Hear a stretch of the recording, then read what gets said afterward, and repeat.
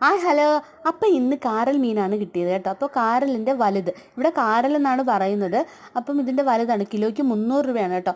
അപ്പോഴത്തേക്കും ഈ മീനിന്ന് മുളക് വയ്ക്കാമെന്ന് വിചാരിച്ചു, എടുത്തു. അങ്ങനെ അത് കഴുകി വൃത്തിയാക്കി വെച്ചു. അത് കഴിഞ്ഞിട്ട് കുറച്ച് വറുക്കാനായിട്ടൊക്കെ എടുത്തു. അപ്പോൾ കഴുകി വൃത്തിയാക്കി വെച്ച മീനിലേക്ക് നമ്മൾ സാധാ മുളക് കറി എങ്ങനെ വെക്കുന്ന അതുപോലെ അങ്ങ് വെച്ചാൽ മതി, കുടംപുളിയൊക്കെ ഇട്ടുള്ള മുളക് കറി. അപ്പം അത് കഴിഞ്ഞ് വറുക്കാനായിട്ടൊക്കെ എടുത്ത് വെച്ചു. വറുക്കാനായിട്ട് പിന്നെ ഇഞ്ചിയും വെളുത്തുള്ളിയും പേസ്റ്റ് എല്ലാം കൂടി ഇട്ടാണ് വറുക്കുന്നത്.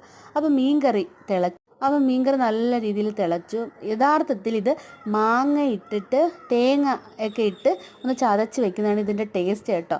മുളക് വെച്ചിട്ട് വലിയ ടേസ്റ്റ് ഒന്നും ഇല്ലായിരുന്നു. പിന്നെ വറുത്തത് അടിപൊളിയായിരുന്നു കേട്ടോ, വറുത്തത് നല്ല ടേസ്റ്റ് ഉണ്ടായിരുന്നു.